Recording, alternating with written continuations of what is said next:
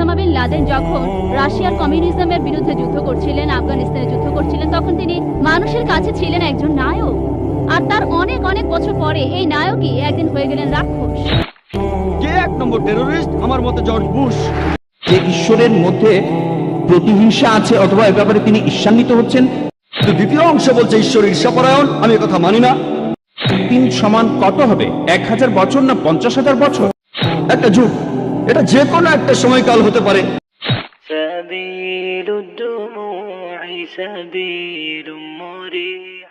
High, আমার নাম রাহুল ভাটিয়া।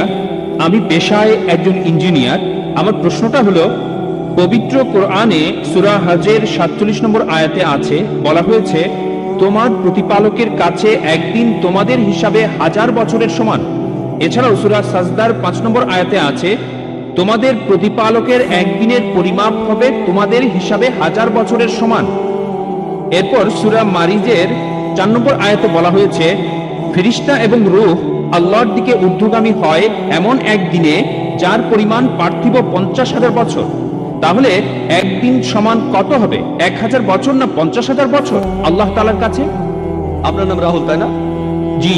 আপনি তো গতকাল সৃষ্টির 6 দিন নিয়ে আমাকে প্রশ্ন করেছিলেন। মাশাআল্লাহ, আপনাকে ভালোবাসি। আমিও আপনাকে ভালোবাসি। এখন আপনাকে বলি, ইন্টারনেটে দেখবেন এগুলো খুবই কমন প্রশ্ন। আপনাকে এগুলো জানার জন্য বিশেষজ্ঞ হতে হবে না। আপনি ইন্টারনেটে চলে যান, ইসলাম বিরোধী সাইটগুলোতে এরকম অনেক কিছু পাবেন। আমি শিওর যে ভাই রাহুল, আপনি বোধহয় পুরো কোরআন পড়েননি। পুরোটা পড়িনি। আমিও জানি। এটা ছাড়াও আমার আরো প্রশ্ন আছে। আমি আরো কিছু প্রশ্ন করতে চাই, তবে আগে এটার উত্তরটা জানতে চাই। তাহলে দেখছেন, আপনি যদি সত্যটা জানতে চান, প্রথমে আপনাকে আসল উৎসটা পড়ে দেখতে হবে। যদি খ্রিস্টান ধর্মকে জানতে চাই আর খ্রিস্টান বিরোধী বইগুলো পড়ি, তাহলে আমি এক পেশে হয়ে যাব। তাই আমি আপনাকে অনুরোধ করছি, প্রথমে ভালো সাইটগুলো দেখেন, পবিত্র কোরআন পড়েন, তারপর 2টো না 200টা প্রশ্ন করেন আমাকে। ইনশাআল্লাহ আমি উত্তর দেব। অবশ্যই উত্তর দেব। ওকে। তবে আমি দাওয়ার কাজে নিয়োজিত।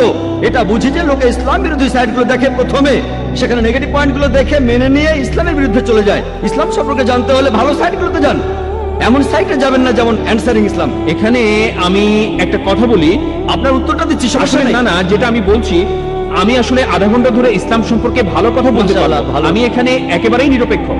আমি উত্তরটা দিচ্ছি, এটা নতুন প্রশ্ন না, এটা নতুন না।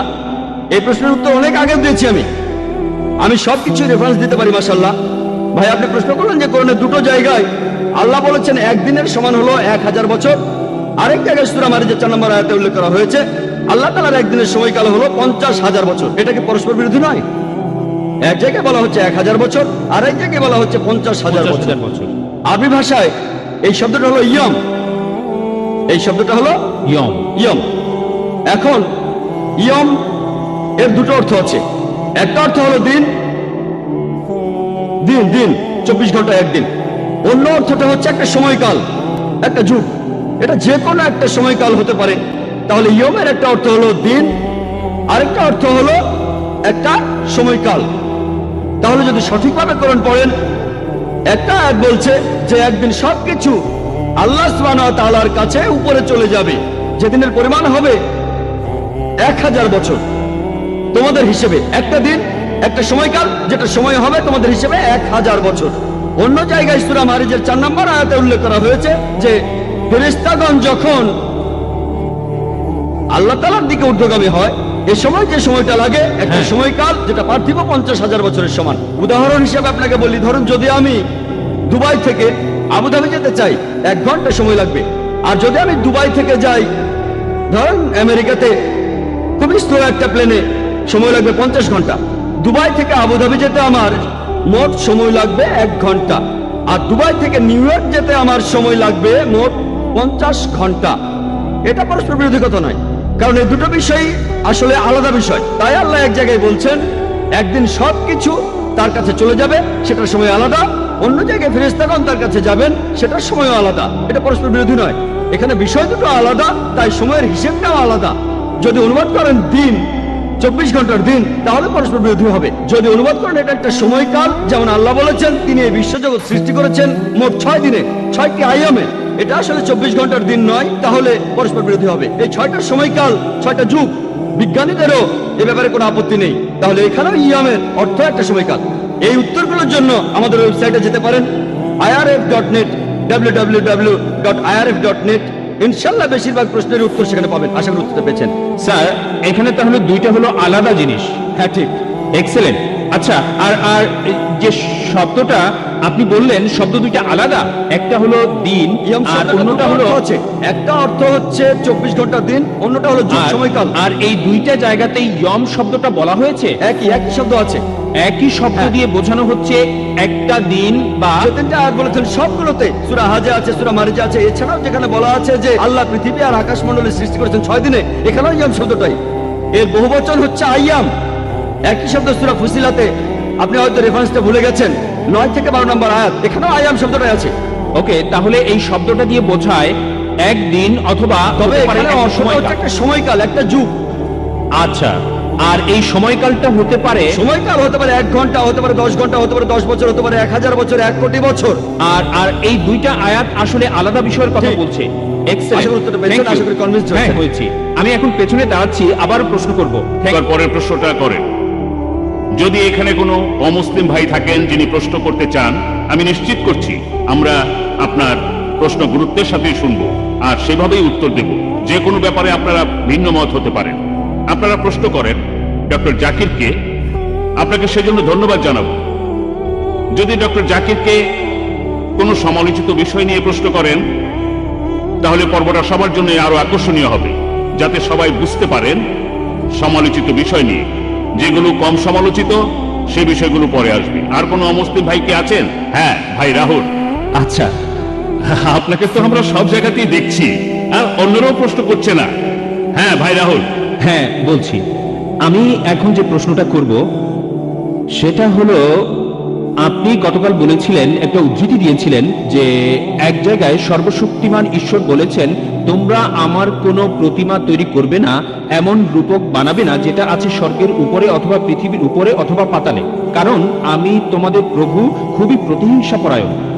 এখন আপনার কি এটা মনে হয় না যে মানে এটা খুব হাস্যকর হয়ে যায় না যে ঈশ্বরের মধ্যে প্রতিহিংসা আছে অথবা এ ব্যাপারে তিনি ঈর্ষান্বিত হচ্ছেন? আমার ধারণা ছিল এই অনুভূতিগুলো শুধু মানুষেরই থাকে। ঈশ্বর হিংসা করছে, ঈর্ষা করছে। আমার মনে হয় না ঈশ্বর কখনো এভাবে ভাই, চিন্তা আপনি খুব করেন। সুন্দর প্রশ্ন করেছেন, আর আমি আপনার সঙ্গে একমত। ঈশ্বর কেন ঈর্ষা করবেন এই কথাটা বলা হয়েছে বাইবেলে।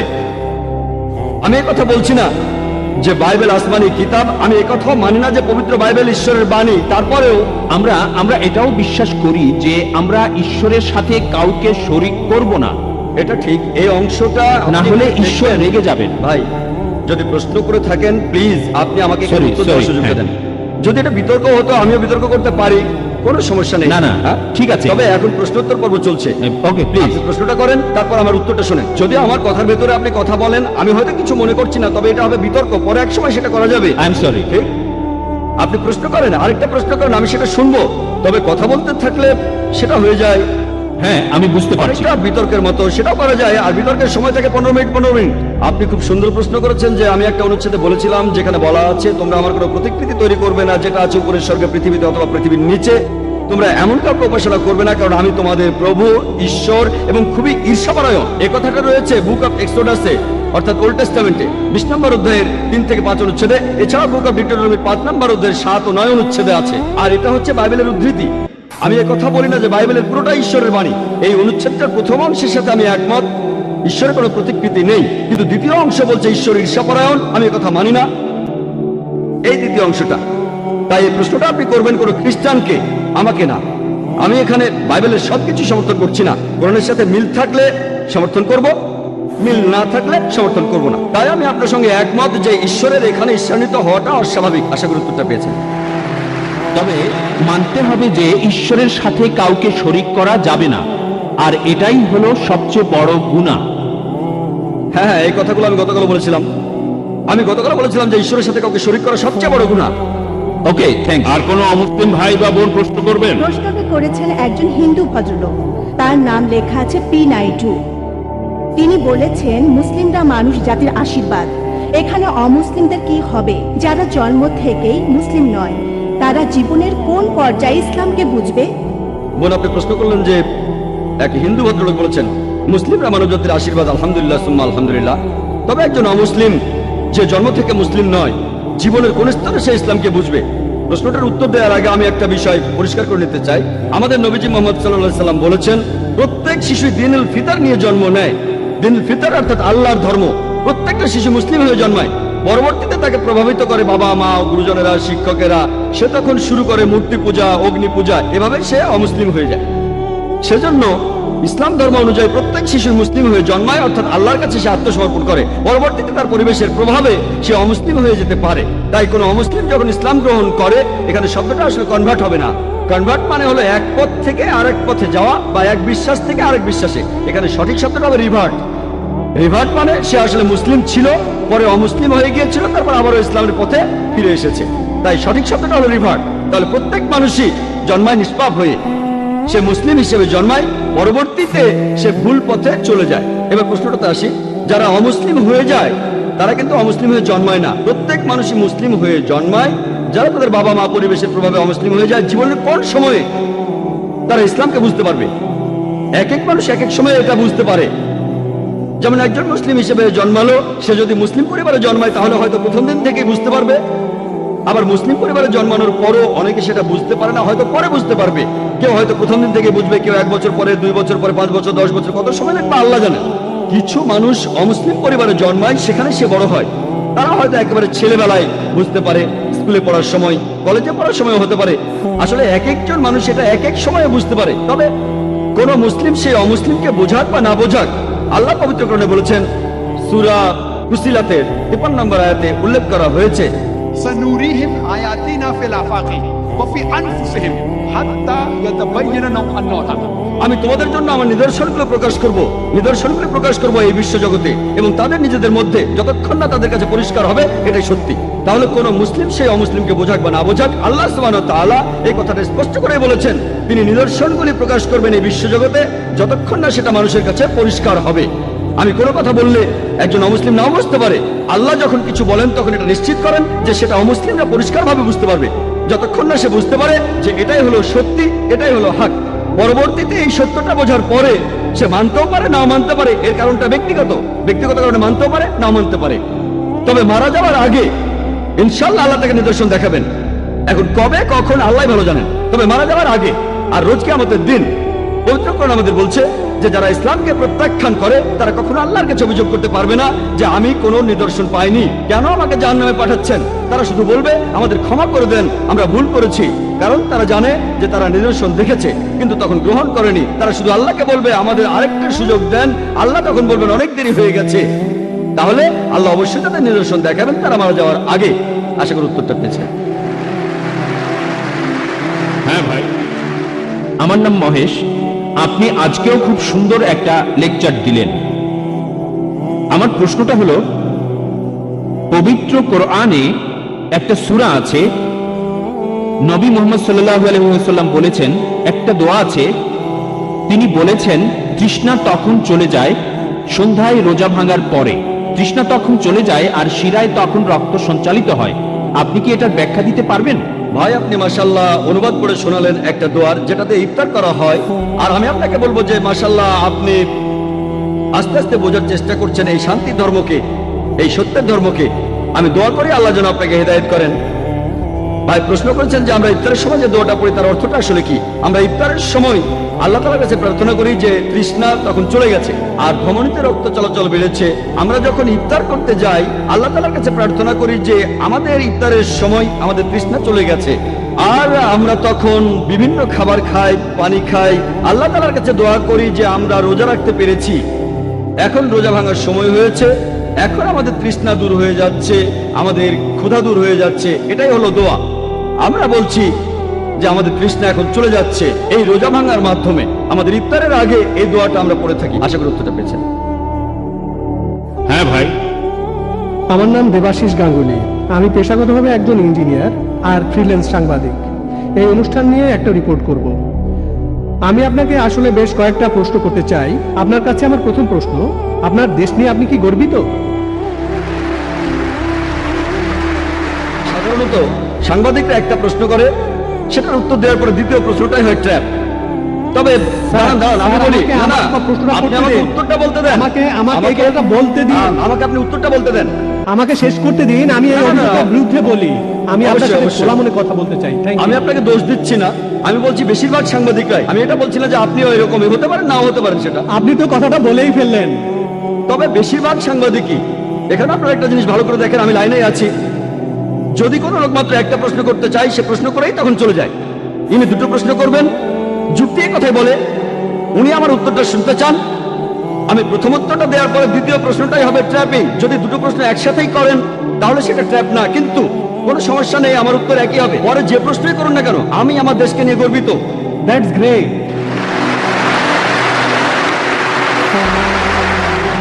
পৃথিবীর খুব কম দেশগুলোর মধ্যে ইন্ডিয়া একটা, যে দেশ অধিকার দেয় তার দেশের নাগরিকদের যে তারা তাদের ধর্মকে প্রচার করতে পারবে, পালনও করতে পারবে। আমি আমার দেশ নিয়ে গর্বিত। আমি আমার দ্বিতীয় প্রশ্নের উত্তর পেয়ে গেছি। আমি আমার দেশ নিয়ে অনেক ব্যাপারেই গর্বিত। আপনি আমার দ্বিতীয় প্রশ্নের উত্তর দিয়ে দিয়েছেন, ধন্যবাদ।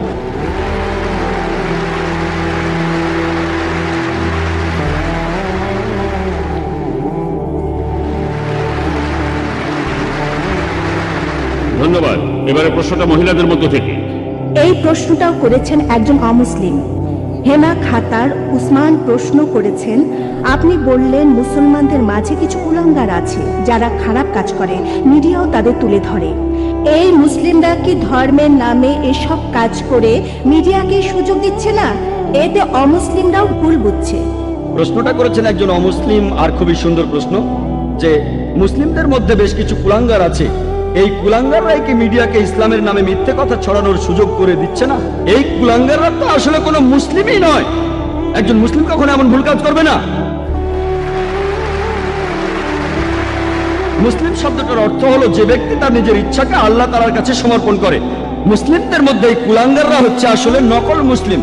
নাম হতে পারে মোহাম্মদ, জাকির, আব্দুল্লাহ, সুলতান ইত্যাদি ইত্যাদি। নাম দিয়ে আপনি মুসলিম হবেন না, আপনি মুসলিম হবেন কাজ দিয়ে। আল্লাহর কাছে নিজের ইচ্ছাকে সমর্পণ করলেই আপনি মুসলিম হবেন। তাহলে এই লোকগুলো সত্যিকারের মুসলিম নয়, তবে তাদের নামগুলো মুসলিম।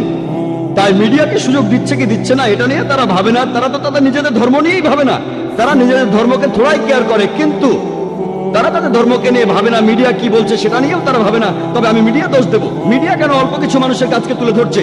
যদি মুসলিমদের বেশিরভাগই এসব কাজ করত তখন ইসলামকে অপবাদ দিলে আমিও আপত্তি করতাম না। তবে তারা অল্প কিছু মানুষকে বেছে নিচ্ছে। চিন্তা করেন, হিটলার 60 লক্ষ ইহুদিকে হত্যা করেছিল, এজন্য কি খ্রিস্টান ধর্মকে দায়ী করব?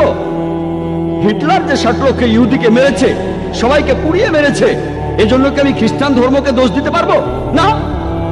কারণ বাইবেলের কোথাও লেখা নেই যে তোমরা 60 লক্ষ ইহুদিকে হত্যা করবে। এমন কিছু বলাটা খুবই ভুল হবে। সেজন্য আমি এই সব কুলাঙ্গারদের চাইতে মিডিয়াকেই বেশি দোষ দেব। প্রত্যেক ক্ষেত্রে আপনারা কিছু কুলাঙ্গার খুঁজে পাবেন, আর আমি আমার অনেক লেকচারে এই সব কুলাঙ্গারদের বিরুদ্ধে বলেছি। মিডিয়ার উচিত এমন খবর প্রচার করা যেটা সত্যি, কিন্তু তারা এইসব কুলাঙ্গারদের দেখিয়ে বলতে চায় এরাই হচ্ছে আসল মুসলিম।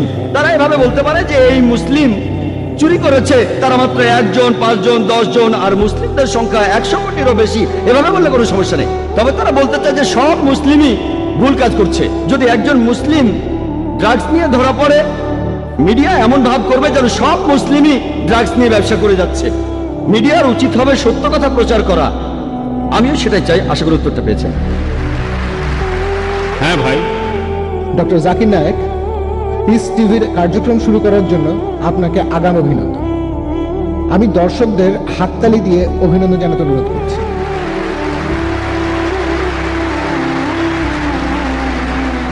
আমার প্রশ্নটা হলো, ইসলাম ধর্মে খতনা দেয়াটা বাধ্যতামূলক কেন?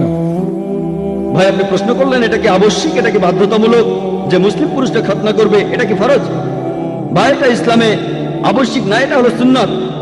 এটা সুন্নতে মুআক্কাদা, এটা করলে খুবই ভালো, এটা হলো মুস্তাহাব। আর ইসলামে খতনা দেওয়াটা হলো সুন্নাত, এটা ফরজ না। তবে খতনা দেওয়ার অনেকগুলো কারণ আছে। আমি একজন ডাক্তার হিসেবে এই সুন্নতে খতনার উপরেই পুরো একটা লেকচার দিতে পারি, তবে এটা প্রশ্নোত্তর করবো আমি, তাই সংক্ষেপে বলছি।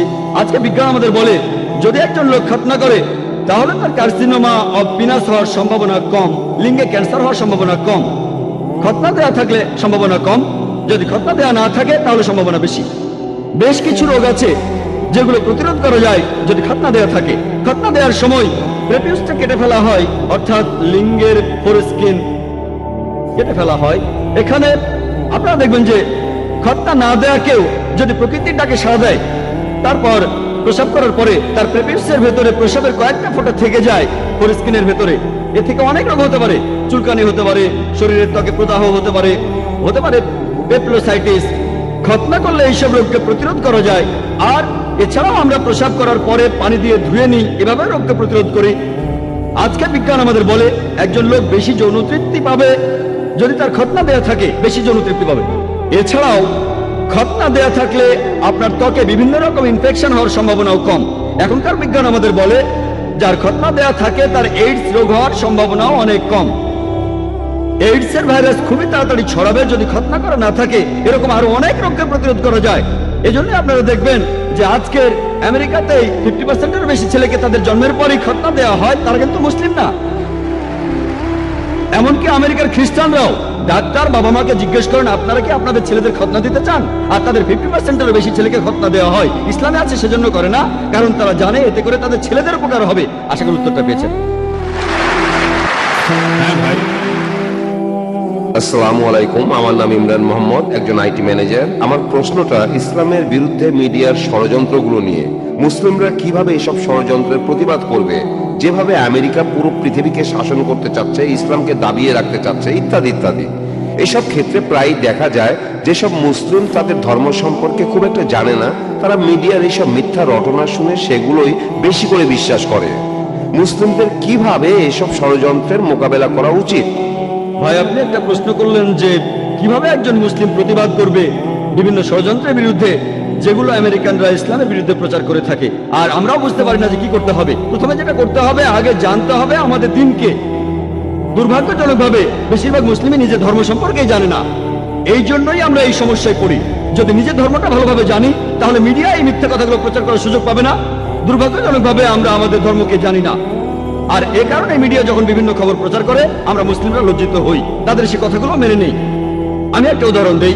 একবার এক ধার্মিক মুসলিম, মাশাআল্লাহ, তিনি একদিন আমাকে বললেন, ভাই জাকির, আপনি কি জানেন এই তালেবানরা তারা খুবই নিষ্ঠুর খারাপ মানুষ। আমি বললাম কেন? কারণ কি?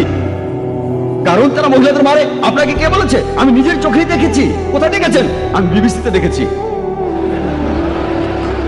আমি এখানে তালেবানদের পক্ষে কথা বলছি না, তারা আমার বন্ধু না, আবার শত্রুও না। তাদের পক্ষে বলছি না, তারা আমার বন্ধু না। আমি পৃথিবীর বিভিন্ন দেশে ঘুরে বেড়াই। একবার মালয়েশিয়াতে লেকচার দিচ্ছিলাম, সেখানে এক দম্পতি, তারা দুজনেই ডাক্তার। একজন স্ত্রী রোগ বিশেষজ্ঞ, অন্যজন শিশু রোগ বিশেষজ্ঞ। তারা 1 মাসেরও বেশি সময় আফগানিস্তানে ছিলেন। সেখানে তারা আহত লোকদের চিকিৎসা করছিলেন। আর সেই মহিলা ডাক্তার, তিনি আমাকে বললেন, টেলিভিশনে যে ভিডিওটা দেখানো হয়েছে, তালেবানরা এক মহিলাকে মারছে, তারা তালেবান না। আপনি কিভাবে জানলেন? কারণ আমি তালেবানদের সাথে ছিলাম। আমি জানি তারা কিভাবে পাগড়ি বাঁধে। যেমন ধরুন, আমরা আরব নই, তাই আমরা বুঝতে পারবো না পাগড়ি বাঁধার কতগুলো নিয়ম আছে আরবদের মধ্যে। তবে আরবরা জানে যে আরব আমিরাতে পাগড়ি পরার নিয়ম একরকম, সৌদি আরবে পাগড়ি পরার নিয়ম আরেক রকম, কুয়েতে পাগড়ি পরার নিয়ম আলাদা। তারা জানে, কিন্তু আমরা জানি না। মহিলা তালেবানদের সাথে ছিলেন, তাই জানেন যে লোকগুলো পাগড়ি পরেছে সেই ভিডিওতে, তালেবানরা সেভাবে পরে না। তাই এই শুটিংটা হলিউডে বা অন্য যেখানে হোক, তারা ভালোভাবে সেই শুটিংটা করতে পারেনি।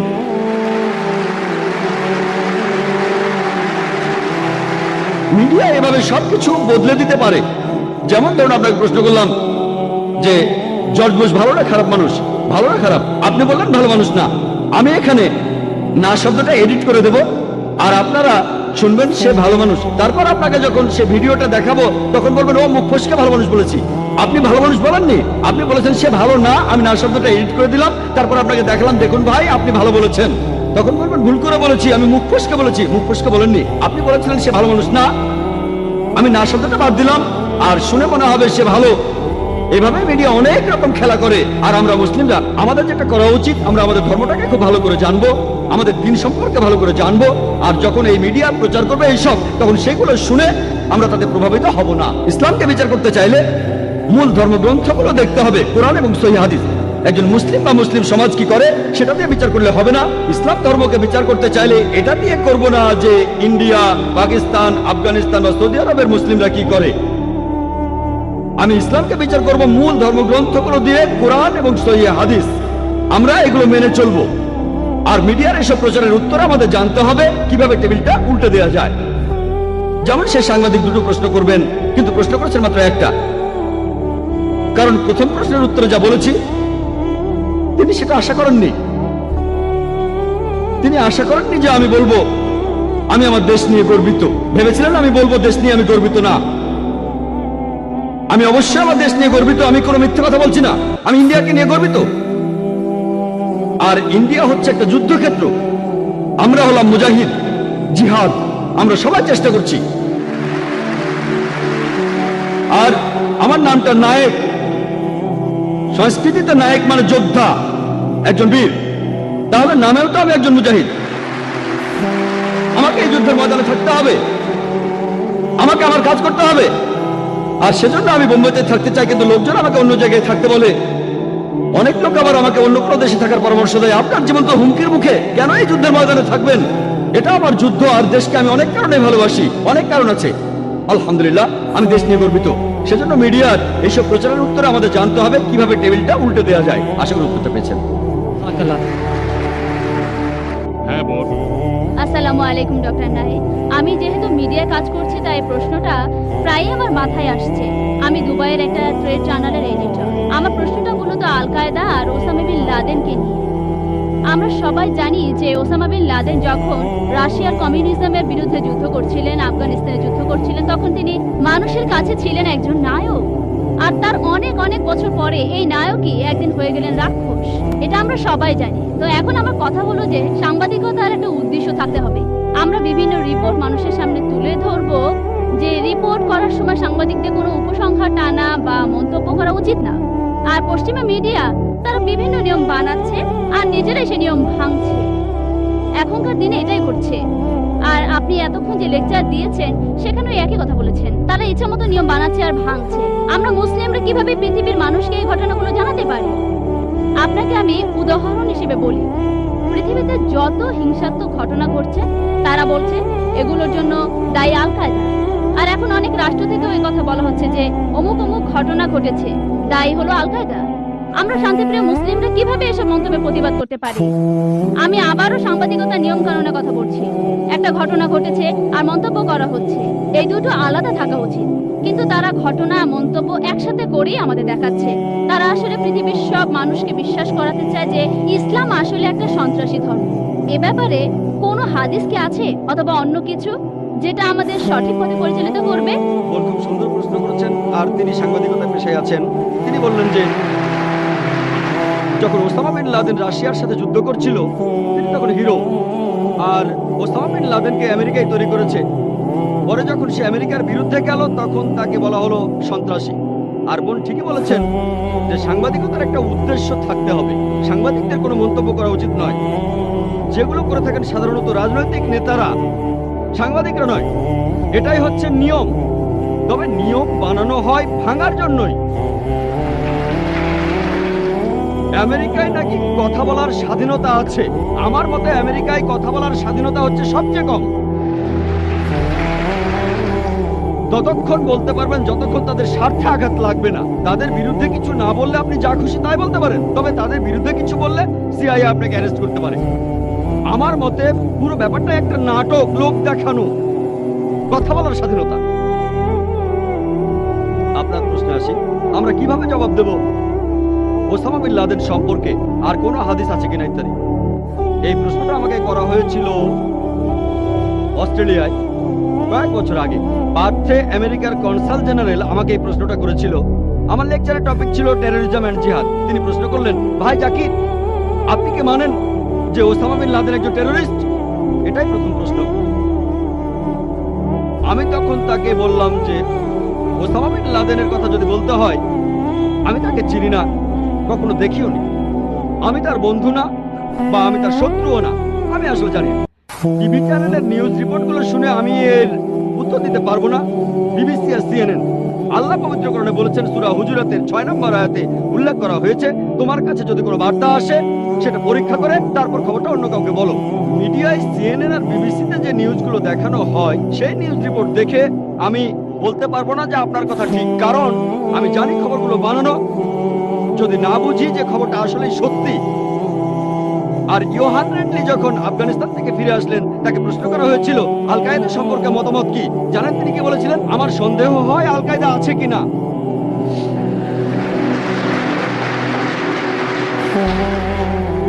তাহলে সিএনএন আর বিবিসিতে প্রচারিত নিউজ রিপোর্টগুলোর উপর নির্ভর করে আমি এর উত্তর দিতে পারবো না। আল্লাহ জানে আসল ঘটনা কি। তবে সিএনএন কে কন্ট্রোল করে আমেরিকা। সেখানে জানতে পারি যে তারা হাজার হাজার আফগানিকে হত্যা করেছে, ইরাকে আক্রমণ করেছে। এই চ্যানেলগুলোই বলে, এই চ্যানেলের মালিক যারা তারাই যখন এগুলো বলছে আর গর্ব করছে, তাহলে এই খবরটা নিশ্চিত। তাহলে যদি বলেন কে 1 নম্বর টেরোরিস্ট, আমার মতে জর্জ বুশ। এই কথাটা পরের দিন পেপারে হেডলাইনে আসলো যে ডক্টর জাকির নায়েক বলেছেন তিনি একজন মৌলবাদী আর জর্জ বুশ 1 নম্বরের টেরোরিস্ট। অস্ট্রেলিয়ার নিউজ পেপারে হেডলাইন হয়েছিল। জানেন, কিছুদিন আগে একটা সার্ভে করা হয়েছিল, আমেরিকার শিকাগোতে একটা সার্ভে করা হয়েছিল, আর সেই সার্ভেটাতে টেরোরিস্ট হিসেবে নাম দেওয়া হয়েছিল 3 জনের। 3 জন, 1 নম্বর ওসামা বিন লাদেন, 2 নম্বর সাদ্দাম হোসেন, 3 নম্বর জর্জ বুশ। আর এই সার্ভেটা শিকাগোর বিভিন্ন শহরের লোকজনের উপর করা হয়েছিল। যে আপনাদের কি মনে হয়, মুসলিম অমুসলিম সবাই, অমুসলিমরাও, আপনারা কাকে 1 নম্বর টেররিস্ট মনে করেন? আর উত্তরগুলো সব একই, উত্তরগুলো একই রকম, সবাই বলছে জর্জ বুশ। সবচেয়ে কম ছিল 74% লোক বলেছে জর্জ বুশ 1 নম্বর টেররিস্ট, আর সবচেয়ে বেশি 78% বলেছে যে তাদের মতে জর্জ বুশ 1 নম্বর টেররিস্ট। আমি না। তবে লোকজন আসলে এসব কথা বলতে চায় না, মানুষ এসব কথা বলতে ভয় পায়। একটা হাদিস আছে, আমাদের প্রিয় নবীজি সাল্লাল্লাহু আলাইহি সাল্লাম বলেছেন, যদি কোনো রকম অন্যায় হতে দেখো, হাত দিয়ে সেটা থামাও। যদি হাত দিয়ে থামাতে না পারো, তবে মুখ দিয়ে থামাও। যদি মুখ দিয়েও থামাতে না পারো, তখন তুমি মনে মনে অভিশাপ দাও তাকে, আর তখন তুমি হবে সবচেয়ে নিচু স্তরের মুমিন। তাই আমি স্পষ্ট করে বলি, আমি সত্য কথা বলি, আল্লাহ কিছু মানুষকে হাত দিয়ে থামানোর সামর্থ্য দিয়েছেন, কিন্তু তারা না থামালে আল্লাহ তাকে প্রশ্ন করবেন। আল্লাহ অন্তত কথা বলার সামর্থ্য দিয়েছেন, তাই আমি কথা বলে যাচ্ছি। একথা আমি ইংল্যান্ডেও বলেছি, সেখানকার পুলিশ চিফের সামনে, সেখানকার মেয়রের সামনে, আমেরিকায় বলেছি, অস্ট্রেলিয়ায় বলেছি, মালয়েশিয়ায় বলেছি। তবে আমি বলেছি হিকমার সাথে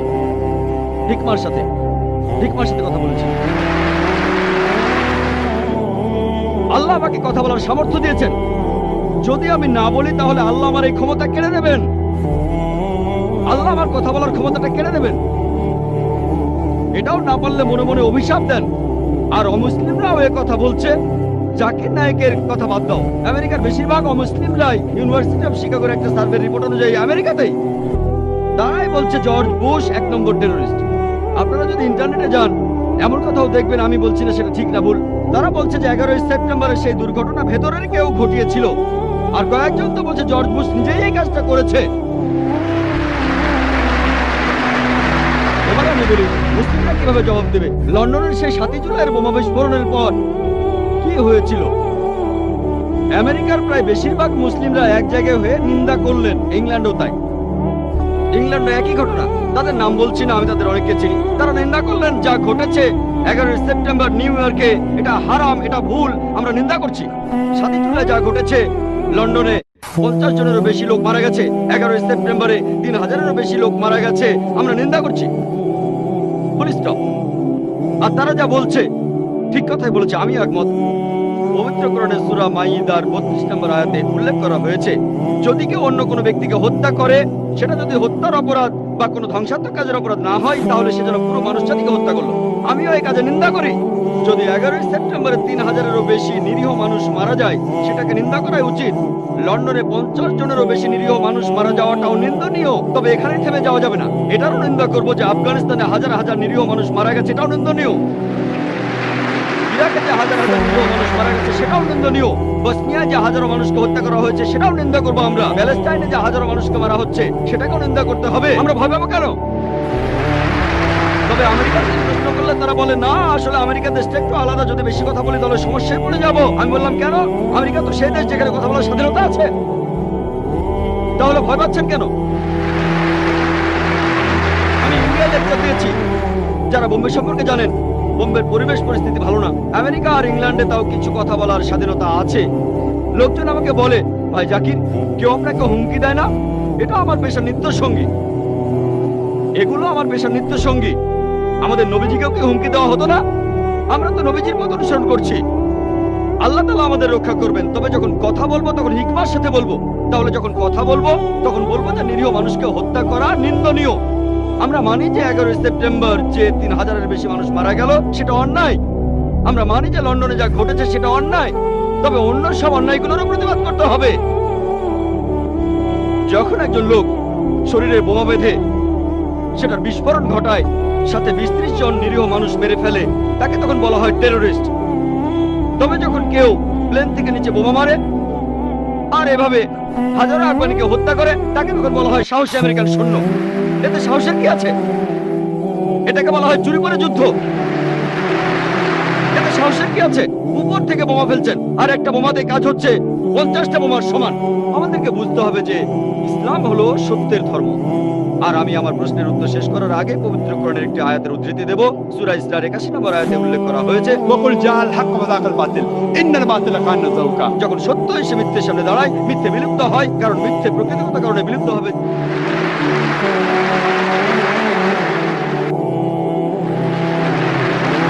প্রশ্নোত্তর পর্ব এগিয়ে চলেছে। বিশ্বাসের স্ফুলিঙ্গ আপনাদের মধ্যে ছড়িয়ে পড়ুন। এবারের প্রশ্নটা পুরুষদের মধ্য থেকে। আমার নাম নোমান। আমি ইন্টারনেট ট্রাভেল আর মার্কেটিং এর উপরে কাজ করি। আমার প্রশ্নটা এখনকার সময় সবচেয়ে শক্তিশালী মিডিয়া নিয়ে, অর্থাৎ বিভিন্ন সিনেমা। এই সিনেমাগুলো বানাচ্ছে হলিউড, বলিউড, ললিউড আর এখন সম্ভবত ডলিউড এই দুবাইতে। আর এই সিনেমার মাধ্যমে তাদের কথাগুলো পুরো পৃথিবীতে ছড়িয়ে পড়ছে। প্যাশন অফ দ্য ক্রাইস্ট এরকম একটা সিনেমা যেখানে যীশু খ্রিস্টের কথা বলা হয়েছে। সিনেমার ডায়লগগুলো তো হিব্রুতে। এখন আমার প্রশ্নটা হলো, খ্রিস্টান ধর্ম যা প্রচার করে আর তার সাথে এর কতখানি মিল আছে, আর কোরআনের সাথে এর কতখানি মিল আছে? অবশ্য কখনোই পুরোপুরি মিলবে না, তবে লোকজন পৃথিবী জুড়ে এই সিনেমাটা দেখছে আর এটা তাদের মনে গেঁথে গেছে। এবার আমার দ্বিতীয় প্রশ্নটা হলো, আমরা মুসলমানরা কিভাবে এই সিনেমা মিডিয়াকে কাজে লাগাতে পারি যাতে করে মানুষের মাঝে ইসলামের বাণী ছড়িয়ে দিতে পারি? যেমন ধরেন, একটা সিনেমা বানানো হয়েছিল দ্য মেসেজ। এই সিনেমা দেখে অনেক অমুসলিম ইসলাম গ্রহণ করেছিল, মুসলিম হয়ে গিয়েছিল। জাযাকাল্লাহ। ভাই, আপনি প্রশ্ন করলেন যে সিনেমার মাধ্যমে আমরা নিজেদের মতামত প্রকাশ করতে পারি, ধর্ম প্রচার করতে পারি। হলিউড, বলিউড আর এখন আছে ডলিউড। এটা নতুন শব্দ, এর মানে দুবাই মিডিয়া সিটি। আর আপনি প্যাশন অফ ক্রাইস্টের কথা বললেন, এইসব সিনেমা সম্পর্কে আমার মতামত কি? ভাই, আমি প্যাশন অফ ক্রাইস্টটা দেখিনি, যদিও আমার দেখার ইচ্ছা আছে। আমি এই সিনেমাটা দেখিনি। সাধারণত আমি সিনেমা দেখি না, তবে এই সিনেমাটা দেখার ইচ্ছা আমার আছে। তবে এর উপরে রিপোর্ট করেছি। এই সিনেমাটা বানিয়েছিল মেল গিবসন। সে এই সিনেমাটা অরিজিনাল ল্যাঙ্গুয়েজে বানিয়েছে। এটা নিয়ে অনেক সমালোচনাও হয়েছে, এটা যেভাবে বানিয়েছে। আর সিনেমাটা কিছুটা ইহুদিদের বিরুদ্ধে ছিল। এসব ব্যাপার নিয়ে অনেক হইচই হয়েছে। তবে এই সিনেমাটা নেগেটিভ সেন্সে জনপ্রিয়ও হয়েছে, যেহেতু এখানে নেগেটিভ কথা বলা হচ্ছে। এটা বক্স অফিস হিট করেছিল। সিনেমাটা অনেক রেকর্ড ভেঙেছিল। মেল গিবসন অনেক টাকা ঝুঁকি নিয়েছিল, সিনেমা অনেক টাকা ইনভেস্ট করেছিল। সেটা ফ্লপ হলে তখন তার অনেক টাকা লোকসান হতো। সিনেমাটা হিট করেছিল, আর সিনেমাতে অনেক সঠিক জিনিস ছিল, অনেক কিছু ভালো। ইসলামিক দৃষ্টিভঙ্গির সাথে মেলে, আবার অনেক কিছু মেলেও না। আপনার দ্বিতীয় প্রশ্নটা ছিল মেসেজ সিনেমাটা নিয়ে। আমি এই সিনেমাটা দেখেছি। এটা বানিয়েছিল মোস্তফা আক্কাদ। অ্যান্থনি কুইন অভিনয় করেছিলেন হামজা হিসেবে, আল্লাহ তাকে শান্তিতে রাখুন। সিনেমাটা তখন বানানো হয়েছিল খুবই সুন্দরভাবে। আর আমি বলবো যে ইসলামিক লাইনের সিনেমার মধ্যে এটা একটা শ্রেষ্ঠ সিনেমা। আলহামদুলিল্লাহ, সিনেমার হিরোকে না দেখিয়ে, নবীজি মোহাম্মদ সাল্লাল্লাহু আলাইহি সাল্লামকে না দেখিয়ে, তার কোনো ছবি না দেখিয়ে, তার কণ্ঠস্বর না শুনিয়ে, আলহামদুলিল্লাহ সিনেমার সব ঘটনা মোহাম্মদ সাল্লাল্লাহু আলাইহি সাল্লামকে ঘিরেই হচ্ছে, কিন্তু তাকে দেখানো হচ্ছে না, কণ্ঠ শোনানো হচ্ছে না। একবার শুধু তার উঁটা লাঠিয়ে দেখানো হয়েছে এই। কিন্তু সেখানে ক্যামেরা যে অ্যাঙ্গেলে ধরা হয়েছে, যে যখন নবীজি ঘুরে অন্য কোনো দিকে তাকাচ্ছেন তখন ক্যামেরার অ্যাঙ্গেলটাও সেদিকে যাচ্ছে। ডিরেকশন অসাধারণ। এটা একটা মাস্টারপিস। আর এরকম ভালো সিনেমা আমাদের আরো প্রয়োজন। তবে এই সব সিনেমার বাজেট অনেক, কয়েক মিলিয়ন ডলার লাগে, লক্ষ লক্ষ ডলার এই বাজেটের ব্যাপারটা আছে। কিন্তু সিনেমাটা ব্যবসা সফল ছিল। মোস্তফা আক্কাদ তারপর আরেকটা ফিল্ম বানিয়েছিলেন, নাম ছিল ওমর মুখতার। এটা ঠিক পুরোপুরি ইসলামের কথা বলছে না, একজন মুসলিমের কথা বলছে। আর এই সিনেমাটাও বক্স অফিসে হিট করেছিল। এরকম সিনেমা আরো দরকার। তবে খেয়াল রাখতে হবে সেটা যেন শরিয়া মেনে হয়, কোরআন আর সুন্নাহ মেনে। যেমন আমি মনে করি না যে মেসেজ সিনেমাটার সবকিছুই ঠিক। সব মিলিয়ে সিনেমাটা ভালো, কিছু ভুল জিনিসও দেখানো হয়েছে, তবে সব মিলিয়ে সিনেমাটা ভালো, সামগ্রিকভাবে এটা ভালো। আমাদেরকে ইসলামিক শরিয়া মেনে এরকম সিনেমা বানাতে হবে। কোরআন আর হাদিসের বিরুদ্ধে যাব না, শরিয়া মেনেই বানাবো। শুধু সিনেমায় নয়, আমাদের নাটক বানাতে হবে, সিরিয়াল বানাতে হবে, ডকুমেন্টারি বানাতে হবে। আর মিডিয়া জিনিসটা আসলে একটা সাদা হাতি। সাদা হাতি। সাদা হাতি, আপনারা হয়তো কোন বানাগা করোড়পতির নাম শুনেছেন। আসল অনুষ্ঠানটা who wants to be a millionaire প্রতি অনুষ্ঠানে $1 মিলিয়ন খরচ করে। মাত্র একটা এপিসোডে 4 কোটিরও বেশি রুপি খরচ করে। মাত্র একটা এপিসোডে 45 থেকে 50 মিনিট। বোম্বেতে লেবার কস্ট অনেক কম, তবে অমিতাভ বচ্চন এক্সপেন্সিভ। তাহলে এইসব ক্ষেত্রে বাজেটে বাধা আছে। যাদের এইসব খরচ বহনের সামর্থ্য আছে তারা যদি স্পন্সর করেন তাহলে এমন ফিল্ম বানিয়ে আমরা ইসলামকে প্রচার করতে পারি। তবে আমি বিশ্বাস করি মাকরুম মাকারাল্লাহ ওয়াল্লাহু খায়রুল মাকারিন। হলিউডে একটা সিনেমা বানানো হয়েছে দ্য কিংডম অফ হেভেন। সিনেমাটা বানিয়েছেন খুবই বিখ্যাত একজন ডিরেক্টর, আর তিনি এখানে দেখিয়েছেন কিভাবে ক্রুসেডাররা আক্রমণ করে হাজারো মানুষকে হত্যা করলো। আর তারপর সালাউদ্দিন হিরো তিনি আসলেন, তাকে এখানে হিরো দেখানো হয়েছে। এই ব্যাপারটা নিয়ে পশ্চিমা মিডিয়ায় খুবই হইচই হয়েছিল যে এমন সিনেমা কিভাবে বানানো। সে একজন খ্রিস্টান, সে তার সিনেমায় আসল সত্যি কথাটা তুলে ধরেছে। তবে এই ব্যাপারটা পশ্চিমারা হজম করতে পারেনি, খুবই হইচই হয়েছিল। তবে যেহেতু সিনেমা ডিরেক্টর ছিলেন খুবই বিখ্যাত, আলহামদুলিল্লাহ এতে করে খুব বেশি একটা ক্ষতি হয়নি। তাহলে একজন অমুসলিম এমন সিনেমা বানিয়েছে। আমি যদিও সিনেমাটা দেখিনি, তবে নিউজ রিপোর্ট পড়েছি যে সিনেমাটা খুবই সুন্দর। এখানে তুলনামূলকভাবে অনেক সত্যিই বলা হয়েছে। এমন সিনেমাকে উৎসাহিত করতে হবে। আশা করি উত্তরটা পেয়েছেন। ওয়ালাইকুম আসসালাম। এই প্রশ্নটা আমার বাবা মায়ের পক্ষ থেকে করছি। আমার প্রশ্নটা হলো মুসলিম মিডিয়াকে সাহায্য করার ব্যাপারে।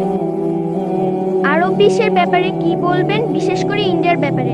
প্রশ্ন করলেন আমার ছোট্ট এক ভাই তার বাবা মায়ের পক্ষ থেকে যে মুসলিম মিডিয়াকে সাহায্য করার ব্যাপারে আরব বিশ্বের উদ্দেশ্যে আমি কি বলবো, বিশেষ করে ইন্ডিয়ার ব্যাপারে। দেখবেন সময়ের সাথে সাথে আমাদের পরিস্থিতিও বদলে যায়। মাত্র কয়েক দশক আগেও আরবরা ইন্ডিয়ায় আসতো ব্যবসার জন্য। ইন্ডিয়া তখন ছিল সবার উপরে, আর মাশাআল্লাহ ইন্ডিয়ানদের অনেকেই তখন যাকাত দিত, তাতে আরবদেরও অনেক উপকার হয়েছে। এখন অনেক দামি সম্পদ কালো স্বর্ণ আল্লাহ তাদের দিয়েছেন, মাশাআল্লাহ। এখন তারা অনেক ধনী। এখন দেখা যায় যে ইন্ডিয়ানরাই আরব বিশ্বে চাকরি করতে আসে, ব্যবসা করতে আসে, দুবাইয়ে সৌদি আরবে আসে, আলহামদুলিল্লাহ। আমি তাদের উদ্দেশ্যে যেটা বলতে পারি যে মুসলিমদের কথা যদি বলতেই হয়, সে কথাটা আমি আগেও বলেছি যে সব মুসলিমেরই দায়িত্ব ইসলামকে প্রচার করা। আল্লাহ তাআলা আপনাদের বেশি সম্পদ দিয়েছেন, তাই আপনাদেরকে বেশি প্রশ্ন করবেন। কেমন দিন আল্লাহ প্রশ্ন করবেন তোমাদের সম্পদ দিয়েছিলেন তা দিয়ে কি করেছো? তাই আমি বলবো আল্লাহ আপনাদের বেশি সম্পদ দিয়েছেন, আল্লাহর রহমতে আপনারা এখন কালো স্বর্ণের মালিক। তাই ইসলাম ধর্মের প্রচারে এই সম্পদকে ব্যবহার করুন।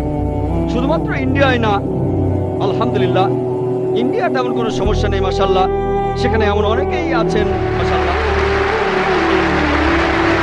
ইন্ডিয়ায় অনেক সমস্যা আছে, সমস্যা নেই বলবো না, তবে আলহামদুলিল্লাহ আমরা নিজেদের ব্যাপারগুলো দেখবো। কিন্তু অন্যান্যদের প্রয়োজন আছে। ইন্ডিয়ায় অনেক এতিম শিশু আছে, পৃথিবীর বিভিন্ন জায়গায় এতিম শিশু আছে, আর মানুষ তাদের সাহায্য করছে, আলহামদুলিল্লাহ কোনো সমস্যা নেই।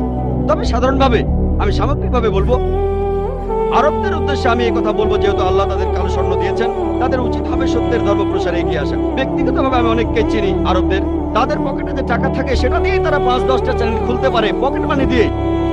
5 থেকে 10টা চ্যানেল আল্লাহ তাদের দিয়েছেন এই সম্পদ। তাই আমি তাদের অনুরোধ করবো যে তারা যেন এটার সৎ ব্যবহার করেন ভালো কাজের জন্য, দিন প্রসারের জন্য, যাতে করে তারা আখিরাতে উপকৃত হয়। এতে ইসলামের কোনো উপকার হবে না, ইসলামের কোনো দরকার নেই আপনাকে আমাকে। এটা আমাদের নিজেদের ভালোর জন্যই। আল্লাহ পবিত্র কোরআনে বলেছেন আল্লাহ তোমাদের মুখাপেক্ষী নন, বরং তোমরাই আল্লাহ তাআলার মুখাপেক্ষী। তাহলে ইনশাআল্লাহ রোজ কিয়ামতের দিন এই সওয়াবটা তাদের জান্নাতে নিয়ে যাবে। এবারে পরের প্রশ্ন। আসসালামু আলাইকুম ওয়া রাহমাতুল্লাহি ওয়া বারাকাতুহু। আমি নওয়াজ আহমদ, কাজ করি আল কায়দা ট্রেডিং এ। আল কায়দা না, আল কায়দা ট্রেডিং, সেলসম্যান।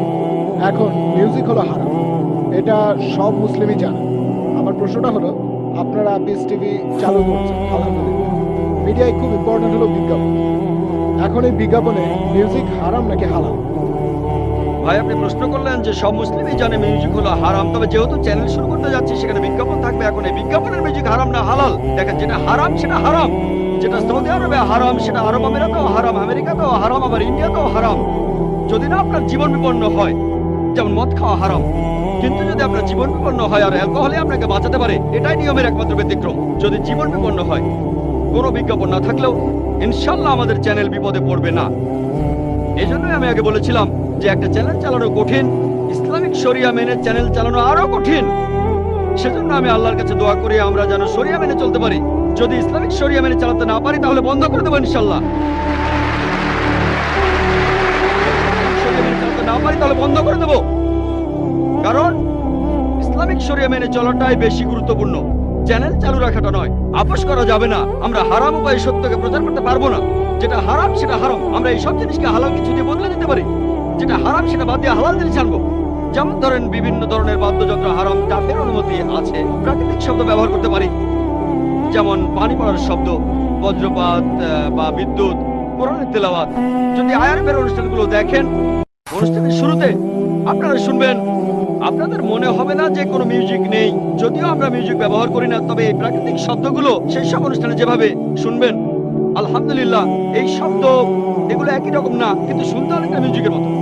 তবে প্রভাবটা ভালো। এটা আপনাকে আল্লাহর কাছ থেকে দূরে নিয়ে যাবে না, এটা আপনাকে আল্লাহ তাআলার কাছে নিয়ে আসবে। তাহলে প্রাকৃতিক শব্দ ব্যবহার করা যায়। আর এমন কোনো বিজ্ঞাপন দেখাবো না যেটা হারাম। কোনো হারাম অ্যাড দেখাবো না, যেমন কোনো অ্যালকোহল নিয়ে বিজ্ঞাপন, অথবা সুদ নিয়ে কাজ করে এমন কোনো কোম্পানি বা ব্যাংক, অথবা যেসব বিজ্ঞাপনে মহিলাদের শরীর দেখানো হয়ে থাকে। যদি আমাদের চ্যানেলে বিজ্ঞাপন দিতে চান হালাল বিজ্ঞাপন, তাহলে স্বাগতম জানাই। তা না হলে বিজ্ঞাপনের কোনো প্রয়োজন নেই। আমাদের আল্লাহর সাহায্য দরকার, সেটাই বেশি গুরুত্বপূর্ণ। আশা করতে হাই, আমি আরেকটা প্রশ্ন করব। কোরআনে সূরা আলাকের 2 নম্বর আয়াতে বলা হয়েছে আল্লাহ মানুষকে একটা জমাট বাঁধা রক্তপিণ্ড থেকে সৃষ্টি করেছেন। আমি এই কয়েকদিন আগে পবিত্র কোরআনের এই সূরাটার উর্দু অনুবাদটা শুনেছিলাম। সেখানেও বলা হয়েছিল যে রক্তপিণ্ড থেকে মানুষ সৃষ্টি হয়। আমরা এটা জানি, মানে এখন এটা সবাই জানে যে আমরা মানুষ জাতি জন্মাই কোনো রক্তপিণ্ড থেকে না, জন্মাই শুক্র থেকে। আর আমি এরকম একটা অনুবাদও পড়েছি, অন্য আরেকটা আয়াতে আছে, পরে আমি এই বিন্দুকে ব্র্যাকেটে শুক্র পরিণত করি রক্তপিণ্ডে, তারপর এই রক্তকে পরিণত করি মাংসপিণ্ডে। মানে রক্তে পরিণত হচ্ছে দ্বিতীয় স্টেজে। আমার মনে হয় না যে এই সময় সেটা রক্তপিণ্ডে পরিণত হয়। আপনি একজন ডাক্তার, হয়তো এটা বুঝিয়ে বলতে পারবেন। শিওর, জ্ঞানীদের জিজ্ঞেস করুন। পবিত্র কোরআনের সূরা নাহলে 43 নম্বর আয়াত এবং সূরা আম্বিয়া 7 নম্বর আয়াতে বলা হয়েছে ফাসালু আহলে যিকরি ইন কুনতুম লা তা'লামুন। যদি না জানো তবে জ্ঞানীদের জিজ্ঞাসা করো। আমি খুব বেশি কিছু জানি না, তবে এই ব্যাপারগুলো সম্পর্কে জানি আলহামদুলিল্লাহ। আমি বেশি কিছু জানি না। আমি বিভিন্ন ধর্মের একজন ছাত্র আর সামান্য একজন ডাক্তার MBBS। তবে এইসব ব্যাপারে আমি জানি। এই একই যুক্তি দেখিয়েছিলেন ডক্টর উইলিয়াম ক্যাম্বেল। আমি একবার তার সাথে বিতর্ক করেছিলাম। তিনি একজন মেডিকেল ডাক্তার আর কোরআনের বিরুদ্ধে বই লিখে তিনি PhD করেছিলেন। তার বইতে লিখেছেন যে কোরআনে 30টা বৈজ্ঞানিক ভুল আছে। 8 বছরে কোনো মুসলিম উত্তর দেয়নি। আমেরিকার ছাত্ররা আমাকে একটা বিতর্কের জন্য ডাকলো। তারপর আমি আমেরিকার শিকাগোতে গেলাম কয়েক বছর আগে। বিতর্কের বিষয়টা ছিল কোরআন এবং বাইবেল বিজ্ঞানের আলোকে। আর তার একটা যুক্তিও ছিল একই, আপনি যেটা বললেন। কোরআনের যে আয়াতটা প্রথম নাজিল হয়েছিল সূরা আলাক বা সূরা ইকরা 1-2 নম্বর আয়াতে উল্লেখ করা হয়েছে, ইকরা বিসমি রাব্বিকাল্লাযী খালাক খালাকাল ইনসানা মিন আলাক। পাঠ করো তোমার প্রতিপালকের নামে, যিনি সৃষ্টি করেছেন, মানুষকে সৃষ্টি করেছেন জমাট বাঁধা রক্তপিণ্ড থেকে। তার মতে কোরআনের এই কথাগুলো হচ্ছে নকল করা। গ্রিকরা এভাবে ভাবতো যে মানুষ তৈরি হয় রক্ত থেকে। এটা একটা পুরনো থিওরি, যেটা ভুল বলে প্রমাণিত। আর মেডিকেল ডাক্তার হিসেবে আমিও জানি মানুষ কোনো রক্তপিণ্ড থেকে জন্ম নেয় না। তাহলে ডক্টর উইলিয়াম ক্যাম্বেলের মতে আমাদের নবীজি অমুক অমুক জায়গা থেকে এগুলো নকল করেছেন, বড় একটা লিস্ট রিসার্চ। আর তিনি বললেন যে নবীজি সাল্লাল্লাহু আলাইহি ওয়াসাল্লাম, নাউজুবিল্লাহ, আমাদের নবীজি তিনি নকল করেছেন সিরিয়ানদের, গ্রিকদের। এগুলো তিনি নাকি রিসার্চ করে জেনেছিলেন PhD করতে গিয়ে। তিনি PhD ডক্টর, আবার মেডিকেল ডক্টর। এরপর তিনি আরো বললেন, আপনারা যেসব অনুবাদ পড়েন বলা হয়েছে রক্ত রক্ত রক্ত, তবে ইদানিং কিছু মুসলিম অনুবাদ করছে আলাকা আলাকা, অর্থাৎ চোখের মতো কিছু একটা। তিনি এটা জানতেন, আমি জানতাম না, তিনি জানতেন। তবে তিনি তখন বলেছিলেন আমাদের সেই অর্থটা নিতে হবে। কোরআন নাজিলের সময় তখনকার লোকেরা যে অর্থটা বুঝতো, এখনকার সময়ের কোনো অর্থ আমরা নিতে পারি না। কোরআন নাজিলের সময় কোনো মানুষই এটাকে চোখ বলে মনে করেনি, একথা ঠিক। সেজন্য আপনারা আগেকার যে তাফসীরগুলো পড়বেন, সবাই বলছে রক্ত, একথা কেউ বলছে না যে আলাকা হলো চোখের মতো কিছু। আর আমিও একমত। আলাকা শব্দটা 3টি অর্থ আছে, জমাট বাঁধা রক্তপিণ্ড যেটা ঝুলে থাকে, আর চোখের মতো কোনো জিনিস। প্রফেসর কিতপুরকে কোরআনের আয়াতটা দেখানো হয়েছিল মাইক্রোস্কোপে পরীক্ষা করে। তিনি বললেন আমি জানি না এটা চোখের মতো দেখে কিনা। তিনি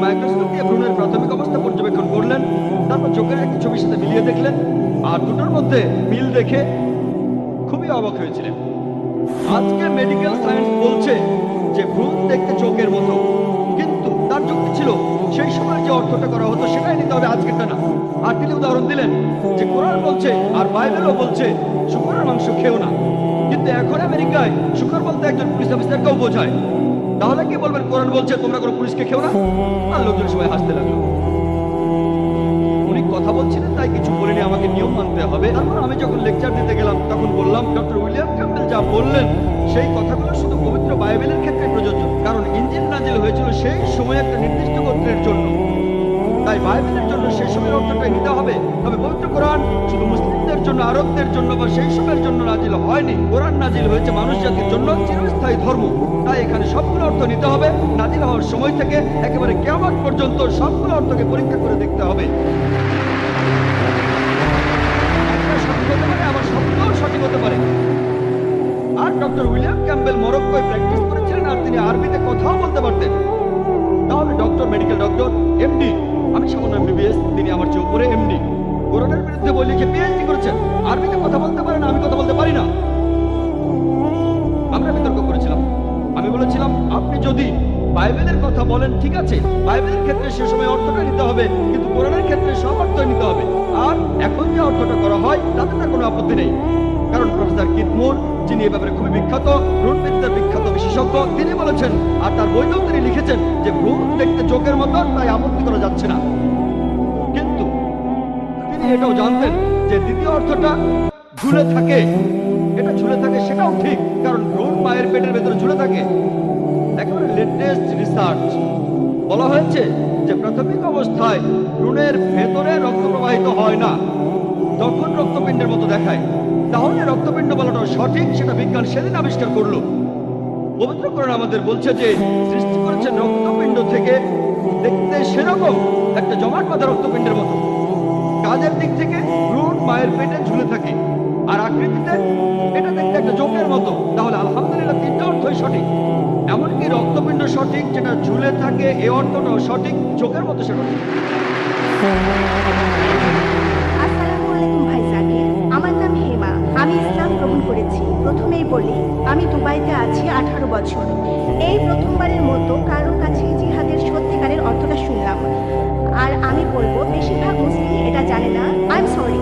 আমার প্রশ্নটা হলো, পবিত্র কোরআনে এমন কোন সীমারেখার কথা কি বলা হয়েছে যে এই পর্যন্ত যেতে পারবেন যদি আপনি জিহাদ করতে চান? বোন মাশাআল্লাহ মুসলিম হয়েছেন, শান্তি ধর্ম গ্রহণ করেছেন, আপনাকে স্বাগত আর অভিনন্দন। জিহাদের আসল অর্থটা জানতেন না, যেটা আজকে জানলেন আলহামদুলিল্লাহ। আপনার প্রশ্নটা হচ্ছে যে এমন কোন সীমারেখার কথা কি বলা আছে যে জিহাদ করলে এই পর্যন্ত যেতে পারবেন? বোন, জিহাদের মধ্যে সবচেয়ে শ্রেষ্ঠ জিহাদ হলো নিজের আকাঙ্ক্ষার বিরুদ্ধে জিহাদ, জিহাদ আল নাফস, সর্বোচ্চ লেভেল। যে কোনো সীমা পর্যন্ত যেতে পারেন যতক্ষণ কোরআন অনুমতি দিচ্ছে। আপনি শরিয়া ভাঙতে পারবেন না। আপনি যে কোনো সীমা পর্যন্ত যেতে পারেন, তবে সেটা ইসলামিক শরিয়া অনুযায়ী হতে হবে। আপনি এখানে ইসলামিক শরিয়ার বাইরে যেতে পারবেন না। তাহলে সর্বশ্রেষ্ঠ জিহাদ হলো নিজের অহমিকার বিরুদ্ধে জিহাদ করা। আমরা আমাদের নবীজি মুহাম্মদ সাল্লাল্লাহু আলাইহি সাল্লামের একটা হাদিসের দৃষ্টান্ত দেখি। পবিত্র কোরআনের কিছু সূরা নাজিল হয়েছিল যখন নবীজি মক্কায় ছিলেন। এগুলো হলো মক্কি সূরা। মদিনায় নাজিল হয়েছিল মাদানী সূরাগুলো। এদের মধ্যে পার্থক্য হচ্ছে মক্কি সূরায় বলা হয়েছে কিভাবে ঈমান জোরালো করতে হবে, মাদানী সূরা বলছে কিভাবে দ্বীনকে প্রতিষ্ঠিত করতে হবে, আকামতের দ্বীন অর্থাৎ জিহাদ। আমরা জানি যে মদিনায় এসে মুসলিমরা তাদের আগের অবস্থানের চাইতে শক্তিশালী হয়েছিল, তখন বেশ কিছু যুদ্ধ হয়েছিল, তাই এসব সূরা জিহাদের কথা বলা হয়েছে, কিতালের কথা বলা হয়েছে অর্থাৎ যুদ্ধ। তবে মক্কায় থাকার সময় জিহাদ কেমন ছিল? যখন মক্কা শহরের মুসলিমরা তারা বেশ কিছু মুসলিমকে নির্যাতন করে মেরে ফেলেছিল, তখন অনেকে লড়াই করতে চাইলেন, যেমন হযরত হামজা রাদিয়াল্লাহু আনহু, হযরত ওমর রাদিয়াল্লাহু আনহু এটার প্রতিশোধ নিতে চাইলেন। তারা ছিলেন যোদ্ধা, কিন্তু নবীজি বলেছিলেন সবর করো। সবর করাই ছিল জিহাদ। যদি সামর্থ্য থাকে আর পাল্টা আক্রমণ করেন সেটা ভালো। আপনার আক্রমণ করার সামর্থ্য আছে, তারপরে সবর করছেন, আক্রমণ করলেন না, এটা আসলে অনেক বড় জিহাদ। বলছেন কারা আমার ভাইদের হত্যা করলো, আমি এই হত্যার প্রতিশোধ নিতে চাই। তাকে বলা হতো মরুভূমির সিংহ। লোকজন তাকে ভয় পেত, কিন্তু নবীজি বলেছিলেন এটা করা যাবে না। তাহলে তার জিহাদ ছিল নিজেকে কন্ট্রোল করা, সবর। এক এক সময়ে জিহাদ এক এক রকমের হয়। জিহাদের অর্থ শুধুমাত্র শত্রুর সাথে যুদ্ধ করা নয়, সবর এক ধরনের জিহাদ।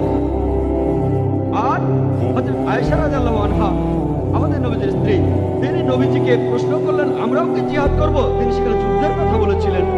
এই হাদিসটা সহিহ বুখারীতে আছে 4 নম্বর খণ্ডের 2784 নম্বর হাদিস। নবীজি বলেছেন তোমার জন্য শ্রেষ্ঠ জিহাদ হলো একদম সঠিকভাবে হজ পালন করা। আয়েশা রাদিয়াল্লাহু আনহার জন্য হজই ছিল শ্রেষ্ঠ জিহাদ। এছাড়াও আরেকটা হাদিস আছে সহিহ বুখারীতে, এক লোক নবীজিকে প্রশ্ন করলেন আমরা কি জিহাদে যাব? কিতালের কথা বলা হচ্ছে, যুদ্ধ। নবীজি বললেন তোমার কি বাবা মা আছে? সে বলল হ্যাঁ। তোমার জন্য শ্রেষ্ঠ জিহাদ হচ্ছে বাবা মায়ের সেবা করা। আমাদের পরিস্থিতির উপর নির্ভর করে জিহাদ এক এক সময় এক এক রকম হয়। এছাড়াও সুন্নাহ নিসাইতে উল্লেখ করা হয়েছে, নবীজি বলেছেন কোন অত্যাচারী শাসকের বিরুদ্ধে প্রতিবাদ করে কথা বলাই হচ্ছে সর্বশ্রেষ্ঠ জিহাদ। তার মানে এই নয় যে সবার জন্যই বাবা মাকে সেবা করাটা সর্বশ্রেষ্ঠ জিহাদ। নবীজি জানতেন যে সেই লোকের বাবা মায়ের সেবা প্রয়োজন। তাহলে পরিস্থিতির উপর নির্ভর করে জিহাদ এক এক সময় এক এক রকম হয়। এখানে আপনি সর্বোচ্চ কতদূর যেতে পারেন, সমস্ত সম্পত্তি উৎসর্গ করতে পারেন, এরকম একটা কিতাল বা জিহাদের সময় নবীজি সাহাবাগণকে বললেন তোমাদের সম্পদের যতখানি দিতে পারো দান করো কিতালের জন্য। এটাও একটা সহিহ হাদিস। হযরত ওমর রাদিয়াল্লাহু আনহু তিনি খুব ধনী ছিলেন, তার অনেক সম্পদ ছিল। তিনি সম্পত্তির অর্ধেক দান করলেন, নবীজির হাতে তুলে দিলেন আর বললেন যে মাশাআল্লাহ আমার সম্পদের অর্ধেক দান করেছি। তিনি ভেবেছিলেন তিনি সবার উপরে, তার অর্থ তিনি সবচেয়ে সেরা পুরস্কারটা পাবেন, তিনি সবার উপরে আছেন। নবীজি তখন বললেন হযরত আবু বকর রাদিয়াল্লাহু আনহু ইসলামের প্রথম খলিফা, তিনি তার পুরো সম্পত্তি দান করেছেন, তাই তিনি হযরত ওমরের চাইতে বড় পুরস্কার পাবেন। পরিমাণের দিক থেকে হযরত আবু বকর রাদিয়াল্লাহু আনহু যা দান করেছেন তার তুলনায় হযরত ওমর রাদিয়াল্লাহু আনহুর দান করা সম্পদ অনেক বেশি, কিন্তু তিনি তার 100% সম্পত্তি দান করেছেন, তাই তিনি হযরত ওমরের চাইতে অনেক বেশি সওয়াব পাবেন। আল্লাহ তাদের শান্তিতে রাখুন, যেহেতু পুরো সম্পত্তি দান করেছেন তিনি বড় পুরস্কারটা পাবেন। তাই আল্লাহ শরিয়ায় যে সীমা নির্ধারণ করেছেন সেই সীমা পর্যন্ত যেতে পারবেন যদি জিহাদ করতে চান। আশা করি পেয়েছেন।